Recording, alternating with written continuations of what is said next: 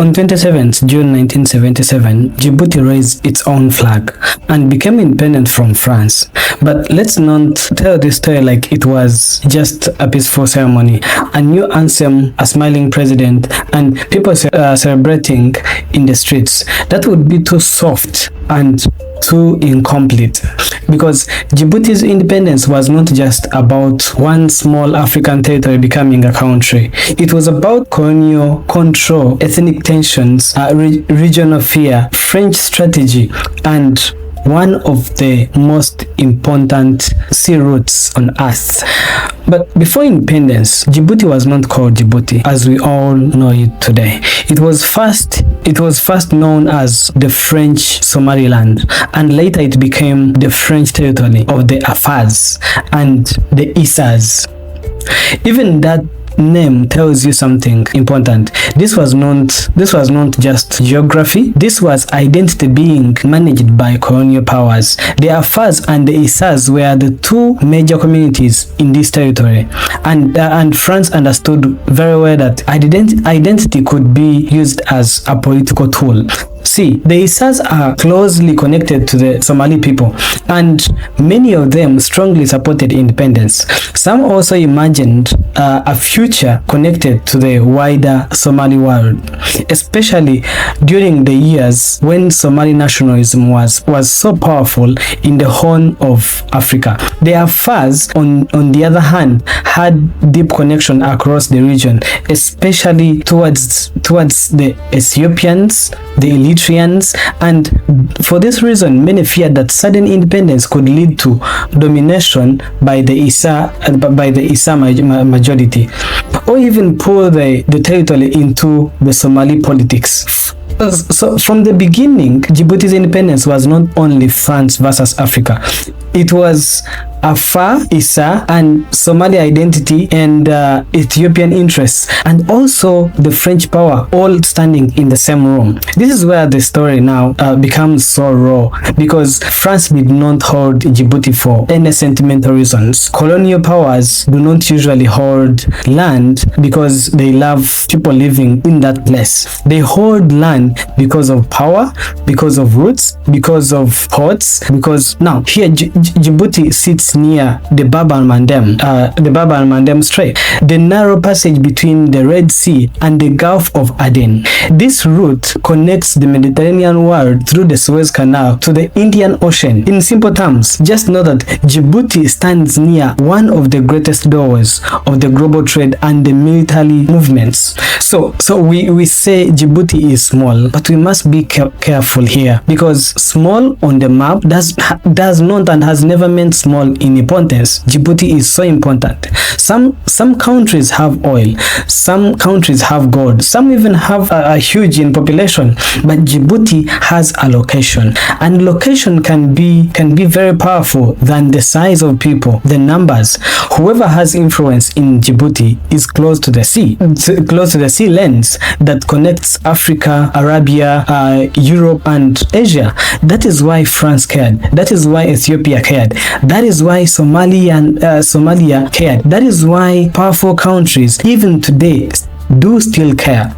Now, Djibouti's road to independence was also full of disputed political movements, because in 1958, the territory voted to remain with France. In 1967, another referendum was held, and again the result kept the territory under the French control. But in 1967, voter became very, very deeply controversial. Now, there were accusations of manipulation, unfair voter registration, deportation of Somalis, and pressure from the colonial administration. Whether one looks at it from the French side or the nationalist side, one thing is clear: many people did not believe that process was so clean. After the referendum, tensions started rising, protests followed, and France renamed the territory the French territory of the Afars and the Issas. That's funny, right? Now, that renaming was not innocent. It was France trying to balance communities. of the Afars and the Issas. It was France trying to calm the tensions and preserve the controls, but also it exposed the deeper problem, because territory was not waiting quietly for freedom. It was being pulled by competing identities and the regional fears. The Issas wanted a future that looked more independent and more connected to the Somali identity. Many Afars feared being swallowed politically by the same movement. Now, Ethiopia feared a Somali-leaning Djibouti, okay, because Ethiopia had its own tensions with Somali nationalism, and also needed access to the sea. Somalia watched closely because Djibouti had people connected to the Somali world. France watched closely, even more closely than anyone else, because losing Djibouti meant losing a strategic African military and the maritime bases. But something very weird, because by 1970, the old colonial order had started dying. Across Africa, many African countries were already gaining independence. France could no longer easily justify holding on to the Djibouti territory forever, because the pressure had become too strong. The region was even getting more tense. People wanted a decision, and France also had to manage its exit carefully, because walking away from Djibouti was not like leaving an ordinary colony. It was leaving a strategic gateway. See, here in May 1977, a final referendum was held. This time, the people had decided, and they voted overwhelmingly for independence. Then on June 27th, 1977, the French territory of Afars and the Issas officially became Republic of Djibouti. Now here, Hassan Gerard Outidon became the first president. The flag was raised, the French rule formally ended, and a new African state was born, and that's independent Djibouti. But independence did not mean Djibouti was suddenly free from pressure. That is the part that many of African countries really do miss, because a country can remove a colonial flag and still remain surrounded by interests stronger than itself, because Djibouti became a sovereign country, yes, but it was born in a dangerous neighborhood and a powerful geography. Ethiopia needed access to the sea. Somalia had nationalist ambitions. France still wanted the Djibouti influence.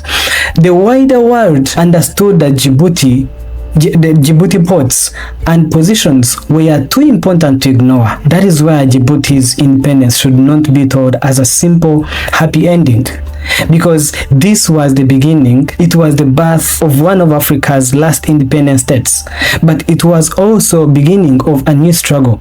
So ask yourself, how does a small country survive when everyone sees the location where it is as a prize? Because President Hassan Gerard Outidon became the face of this new republic, okay? He helped lead Djibouti into independence, but like many post-independence African states, we all know the political future became so complicated.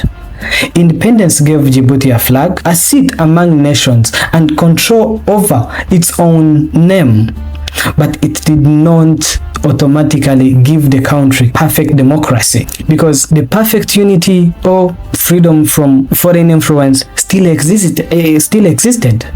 That's the uncomfortable truth about many African independence stories, because the end of colonial rule was necessary, but it was never the end of the struggle. Here, the struggle started so fresh. Okay, now Djibouti's story teaches us something very powerful.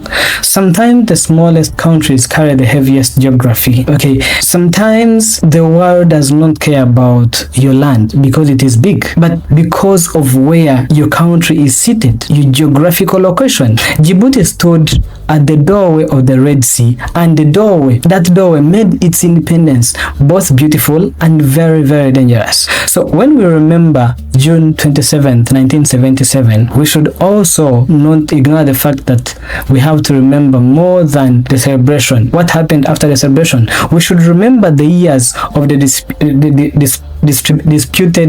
referendums and the ethnic fears, the pressure from neighboring states, and the strategic sea route that made this tiny African nation impossible to ignore. Because Djibouti did not just become independent. Djibouti stepped into history as a small country holding a very, very big gate.